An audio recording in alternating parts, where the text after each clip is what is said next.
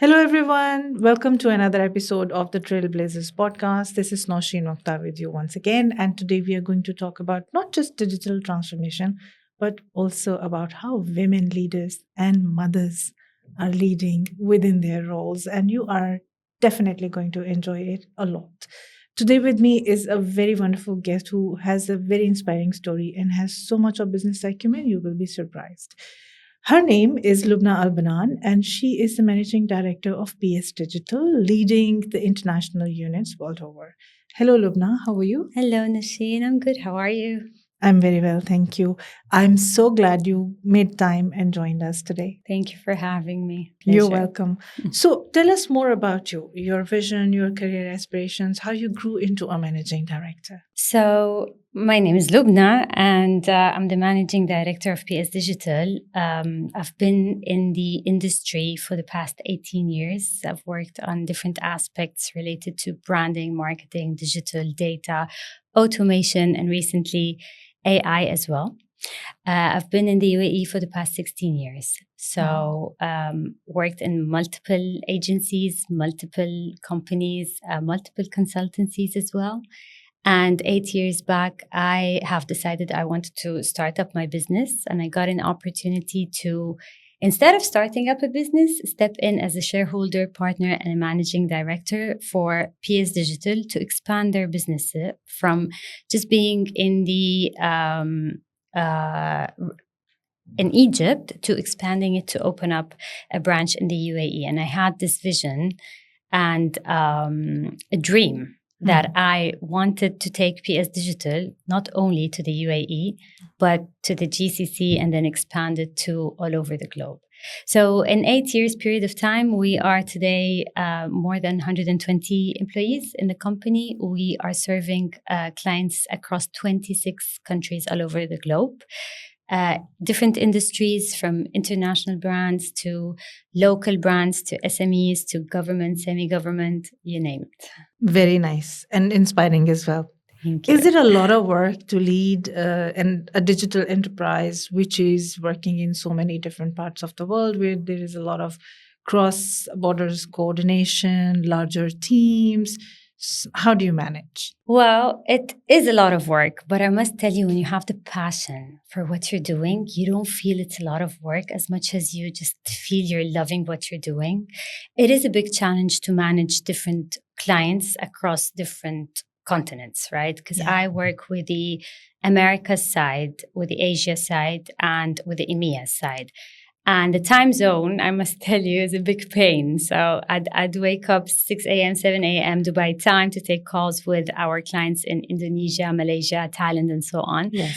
And I would stay working till late, sometimes 10 p.m., 11 p.m., to manage calls with the Americas side, because we have clients in the States, Canada, Guyana, Honduras, and this part of the world as well. So it's challenging from this aspect, but on the other side, when you have the love and passion and you really enjoy talking to people, communicating, growing business with them together, it becomes really enjoyable. Yes, and it's also a matter of how long you've been doing it. Like if it's been for many, many years, which in your case is how it is, then it becomes habit. You know that these are the things that you need to do to achieve your goals. You're more than willing to do them. And it becomes kind of natural actions you do to make sure you get the results. That's what I believe. Absolutely. I mean, some days you're tired, which is very normal, right?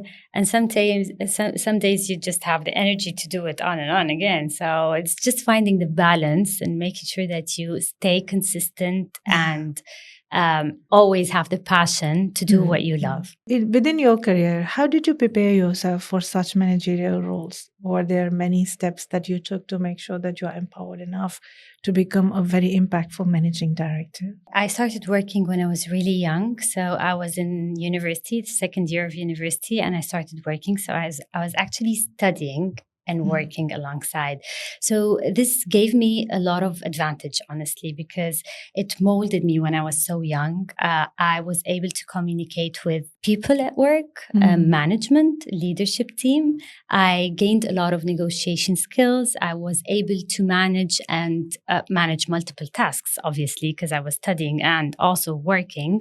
So it really gave me the fundamentals of being a woman that really wants to grow her career. And then as I grew and I worked a couple of years in Egypt and then moved to the UAE in 2012. So I've started working with different companies and agencies and brands here as well. And it was so different because as much as we're Arabs, but it's also different behavior of customers, it's behavior, it's different market insights, it's different dynamics of technology. So I had to learn everything from scratch, but I always had the passion of learning and developing. So I would sit and ask my team, my managers, I would ask so many questions. I would get inspired and then I would go home and sit and research it and understand more, learn more as well. So it was mix and match of self-learning, but I must also say that I am a person who asks a lot. And by that, I also learn from people around me. I was also so lucky to have multiple mentors that came into my life and that have changed me and molded me and shaped how I am today and how I run the business. So among all of your mentors, who has been the most inspiring and powerful one? I wouldn't think twice. It's Mohammed Johmani. So Mohammed Johmani is the founder and the CEO of an agency called O2. And I worked with him as the executive director of the company. So basically, different departments used to report to me and I used to report to him directly. But he was so inspiring. And he had a way to make you learn and to teach you the toughest way. So he would give you a task and tell you, okay, go enjoy yourself, just go do it. So I was always challenged. He would give me directions on how to do it. He would teach me how to manage the business with clients. And we used to work together on big brands like PepsiCo, Etisalat, Procter & Gamble, Unilever. So many clients we worked together, international clients as well. And it was such an amazing experience because it was the first time for me not to only manage big clients, but also to lead and lead my way. Right. So it was a mix and match of him mentoring me and teaching me how to do specific aspects of communication, negotiations, financials, contracts, and so on. But at the same time, he really left me a lot of space of do it your way. So I had to learn it myself and reflect it on how I really want to do it and learn successes and look at challenges and failures and improve and so on. So it was So he was delegating with authority. Actually, that builds the character of a person. It empowers them truly from within because they find their way out of all the challenges that they're wading through quite naturally by using their intuition, their habits, their perceptions, and what they can learn from the environment. So this is a great example. Absolutely. And it doesn't come out of nowhere. Before giving authorities, you need to trust. So I worked with him many years on building this trust. It wasn't a one-time shot of, please trust me now because I'm going to go do magic, because it doesn't happen this way, right? So we've worked together on projects where I really have put the work. I've spent late nights. I would sit and research and ask my friends and ask for help here and there to put something together. And then when I go back to him, I sit and I negotiate and I ask him, give me feedback. I want to learn from you. And then once you go through this process of learning and really communicating with your leadership team, you move into results. True. And I did have proven records of success. So whenever I would work on a project and go present it to clients, usually I had a very high closure rate of contracts signed. So it has built the trust. And this is when he started saying, okay, now you take the authority, you lead.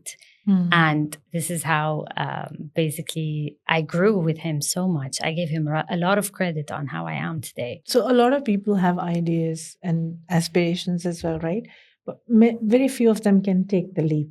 When you thought that, okay, now is my time to become an entrepreneur and perhaps partner with a running company to acquire business, help them, support them in a different country altogether, where did all that come from? The courage, the inspiration, the determination? Tell us about it. So you would actually be so surprised because I made this move. I was working in a branding consultancy. It was actually one of my highest paying jobs along my career. And all of a sudden, I decided that I wanted to do something for myself. Mm-hmm. And I knew Saif Sawaf, who is the founder and the CEO of PSdigital. He was a friend of mine for so many years. We've worked together previously as well in other jobs that I had. So we had a conversation and I was like, okay, instead of starting a company from scratch, how about I step in as a shareholder, open up an office in the UAE and start working with clients in the UAE, expand the business from UAE to GCC and then globally. And this has always been my dream.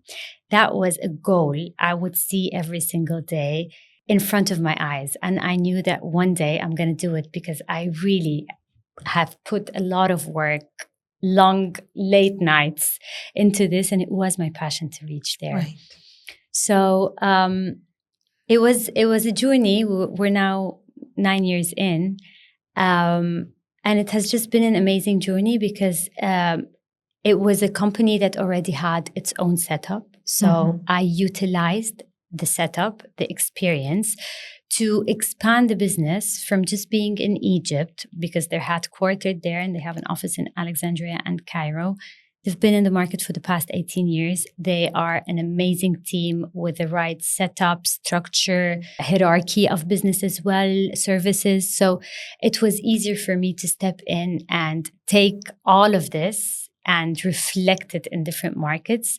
Given also that I've been in the market of the UAE for many years, I did have the connection, the network, the expertise, the knowledge of the market, the customer behavior and insights from other brands that I've worked with. So it gave me a big push. I believe I was lucky. And you were ready. I was ready. Yes, that's also a point. Yeah. Like if you're not ready and you have not done your homework, you do not have plenty of experience and insights, you're likely to have a lot of large-scale problems. That's the thing. Right. We see a leader in you, like everybody else does, I'm sure of that. Thank you. How do you describe your leadership style? So I really have a mix of leadership style. I would have the leadership style of empowering the team with me, giving them full authority to work.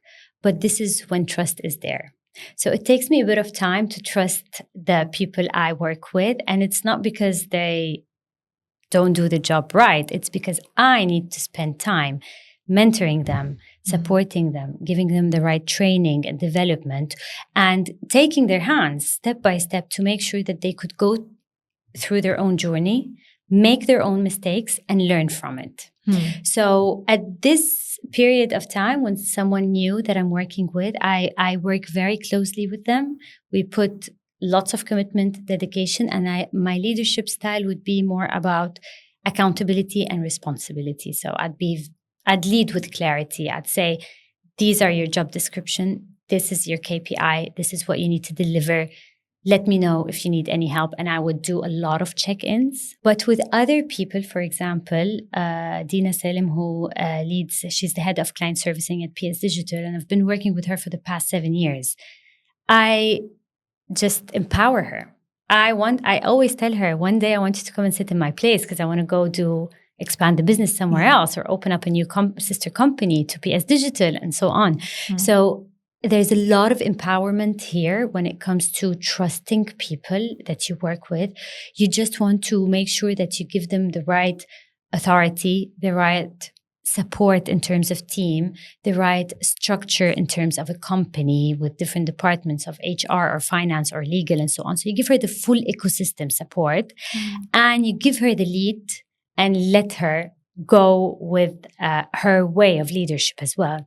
Yeah, I'm a mix of both, honestly. That's the right way forward.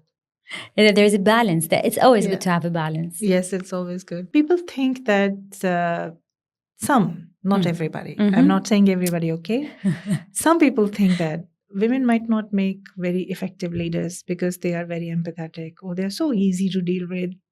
Or what are your views about that? Well, I think, and I don't want to be biased, but I think I think women do the best leaders. They are the best leaders at some aspects. I don't want to generalize it because I believe male and female, both of them needs to contribute to the ecosystem of the business and politics and economy and so on. However, I do believe that because women are emotional, they do spot aspects of business that male or men could not spot. Could not do that. So it's always good to have the right balance, but I completely disagree if someone says that women could not lead because we lead so well. True, very true. What is one misconception people have about leading in the digital transformation space? I think when you start saying the word digital technology, transformation, automation, everyone starts thinking about, it's the technology, it's the systems. Yeah. And I think this is the misconception because it's not the technology. It is the strategic thinking behind using the technology. So it's always this, okay, we have the technology, let's do this and that. But as you've seen, especially with the revolution of AI recently, the technology is just being so dynamic nowadays. Things are changing every single, I would say, day, not even month, not even week, right? So it's becoming very dynamic. And whoever is going to win in this landscape is going to be the person who would have the strategic thinking to spot the challenges in the market and in the business and find solutions that are not just services or selling technology. It has to be a matrix of different solutions, was it systems, technology, strategy, communication, campaigns, and so on, put together to solve a specific objective or specific problem of the business. Yes, that's very true. So it's not just the technology, it's also the strategy, the people, the implementation of that strategy, and the vision with which they're trying to solve the problem. 100%. Right? Very true. You must have led teams before as well. This is not the first time. I did. So when you're leading high-performing teams, what are some of the major, let me say, benchmarks you set for yourself as a leader? As a leader, I always remind myself every single day, lead by example. That's always my headline every single day. So with high-performing teams that they're already performing, right? They're doing their best. They're already achieving results. You want to make sure that you give them the inspiration to elevate what they're doing, to enhance their thought process, to ensure that they are not stagnant and there is a process of learning and developing that you can add value to them going through it. So it was very important for me to work with these teams and make sure that I inspire them and also support them and give them as much learnings as possible and expose them to new projects as well, because this is how we all learn, right? No, this is amazing. And it's very, very interesting as well. You have been emphasizing the need for clarity. And I want to know, how did you bring clarity into rooms where people are dealing with data management and information flow, and there are so many larger teams working together, and there are groups and clusters of people communicating? How do you make sure that clarity seeps in and drives a very easy path for them to work together? So it all started when we had campaigns running for clients, right? And you would see millions of impressions and you would see thousands of clicks and you would see great engagement. And we all sit in the room and we say, this is a fantastic result for the campaign. And it always triggered me that I would sit and think, okay, but did it sell? So I started exploring this. Okay, the campaign worked so well, but we have no visibility on what happened next in the campaign. So someone clicked on the ad, but did they go to the website? Did they add to cart? Did they abandon the cart? Did they purchase? We did not, back in the days, of course, have visibility about this. So this is actually what triggered me to start bridging the gap in the market and understanding more what's the full journey of the user, starting from seeing a brand online to converting and purchasing the brand. And not only that, also being loyal and coming back and purchasing the brand. And the solution was always anything that you judge on campaigns, from impressions, clicks, and engagement, and so on, they're all assumptions until you start seeing data bridging into the digital assets, which is the website or the mobile and so on.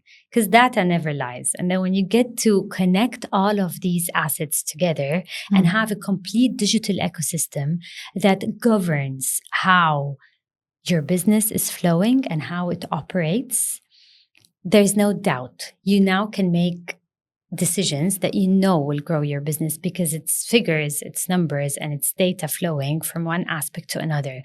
So it has always been my passion to try and bridge these gaps as much as possible to enable businesses to make data-driven decisions. So, as a leader, as you've been evolving over time, what are some of the habits that have really stayed with you? And what are some habits that you felt, no, that you intentionally done away with? In the leadership style, I would say I used to micromanage a lot. And this was because I was a perfectionist. I always wanted everything so perfect. So I would give a task to the team, they would finish, I would sit with them, go through every single line, and I would micromanage every task. Where is this? Where is that? And so on. A couple of years back, I did learn to let go of this. And this is how it changed also my leadership style, exactly what we were just discussing a couple of minutes back. And I've gone through letting go of this and more of looking at accountability and responsibility, giving credit when people are doing an amazing job, but also looking at accountability. If things fail, let's sit down and let's discuss, why did it fail? What support do you need from me? How can I help you? Give them all the support and then let them go through their own journey, learn it, do mistakes and learn from them, and so on. So in this way, you are building a support system within your organizational culture where people are holding hands, they're doing well, they're receiving appreciation, they feel motivated, and they feel every day they find the courage to do more and do better than before. That's very nice. I truly appreciate it. Digital transformation requires vision and a strategy, because these days things are shifting and changing very fast. Like you said, every day. How do you manage that change? How do you deal with change? How do you prepare to deal with change at such a fast pace? So one thing I've been practicing so much recently is adaptability and being as fragile as possible in the business. Because as you said, it's being so dynamic, things are changing very fast. And it's not only the technology that is changing, but also the behavior of customers. It's changing as well. The market dynamics is changing. The competition is changing. Every single day you have new competition coming in. So it was so important for me to understand the importance of adaptability. Every single day, I would sit and look at the plan again. And I no longer believe in long-term strategy. It is killed. I scratched it out of my books. Yes. Because you can't have nowadays long-term strategy. You set a vision, a goal, objectives, and you work through a plan and a strategy that you set at the beginning, but then make sure that you adopt it and scale it and enhance it. And it keeps on evolving itself. Exactly. So until you meet your own objectives and goals. And this is visible to everybody in business who is managing teams, who is also working on projects and is working on strategy that needs to evolve. This is a very major point. And I have been working with my teams in the same way as well. So coming to the point, where we talk about the future. Mm. How do you envision future in the space of digital transformation? I know there is rapid change. There are so many new products, new services that are being developed as a result of new products. So, how do you see the future? What do you perceive is going to happen? It has been a revolution recently, especially when you speak about the industry of technology, AI, and automation, right? And things are evolving so fast, very dynamic. So I do, as much as we did integrate a lot of systems, a lot of AI tools into every single layer and every single aspect we do in our company within our teams. Our teams do have KPIs on using AI tools to make sure that we are not only efficient, but also effective. The one thing I believe will stay with us, and this is how everything will come together in the future, is people adapting to the AI tools and to the systems and automation and data. I do not believe that technology and AI will replace people. I do believe that people who know how to use AI and technology are the people who will last and do amazing progress in the future. Let's come back to the real life and not just the tech and work part, our life. Mm-hmm. How do you begin your day? I know there are many leaders who have a specific routine, a specific set of habits that determine that they will be able to perform their best. And that brings them happiness as well. So, how do you begin your day? What is the habit that's behind your freshness, your willingness to do more? How do you motivate yourself? It's a one secret I've been doing for the past 10 years. I go to the gym every single morning. Mm-hmm. So I wake up and the first thing I do is go to the gym, do my exercise. Even in the days where I need to rest, I sometimes even go and walk on the treadmill or even go and have a walk around the gym, say hi to everyone and leave. It became a habit, it became a routine, and I get full energy from not only exercising and not only feeling good and not only looking good physically as well, but also from the people that are there. When you go to a fitness place, when everyone is like minded people, when no one is judging you, when everyone's motivating you, when everyone wants to teach you something, when everyone wants to correct you in a move that you're doing because maybe you were hurt yourself, so they're giving you their own experience. It is just an amazing world that once you step into it, it's a life-changing. It was a life-changing for me. I've been doing this for the past 10 years, every single day, wherever I am, however I feel, even if I'm traveling, anywhere, I would find the gym around me, or I would go for a run, I would go for a walk. But I made fitness a lifestyle and a habit in my life. Amazing. You're a gem. You know that? Thank you so much. And you're such a powerful people's person. Somebody who loves to bond with others. I have noticed this in all of our conversation, and I love it about you. Oh, thank you so much. Because I've had the same. When I was young and in tough times, when I really had my downs, I found amazing people that were so positive, that has given me the push, that were supporting me. So I would do this over and over again because I was treated this way in life. And I was lucky, don't get me wrong. I was lucky, but it's also a mindset that you adopt and you take from great people who you meet in life. Yes, true. What makes real happiness possible for us? What is real happiness in your view? I think real happiness is achievements. So setting a goal and reaching it, I think this is real happiness for me personally. And by the way, it doesn't have to be a massive goal. Okay. It could be baby steps. So today I'm at this level. Tomorrow I just want to be at this level. And when you work hard and motivate yourself and push through the hard times, and even in the downs, you say, no, I'm going to wake up tomorrow and do this at 6 a.m. I'll get on my laptop. I'll work for that. I'll go there. I'll learn this and so on. And you achieve, even after struggles, and especially after struggles, you feel the happiness, you feel the success. It just makes you feel that I exist and I'm powerful and I can do it. And even in my bad times and in the downs, I will push myself and I will remain consistent and I can do it. How do you motivate yourself naturally or unnaturally? You can answer either way. I'm happy with that. How do I motivate myself? So that's a very good question. I've never thought about this before. I'll tell you. Somebody was sharing with me that it's very difficult for them, especially on Monday morning, to get up and go to work, and they don't understand how to motivate themselves. And then they asked me, how do you motivate yourself? And I said, I don't have to do anything to motivate myself. I'm naturally motivated. I wake up on high energy, ready to achieve more, to do more things, to meet more people, to enjoy my day. Yeah. So I don't have to do anything artificially to make myself motivated. So see, I think I'm a very easygoing person, and I'm a Yes. happy person in life. I'm not this lady who would have drama, and no, I'm just a very easygoing person.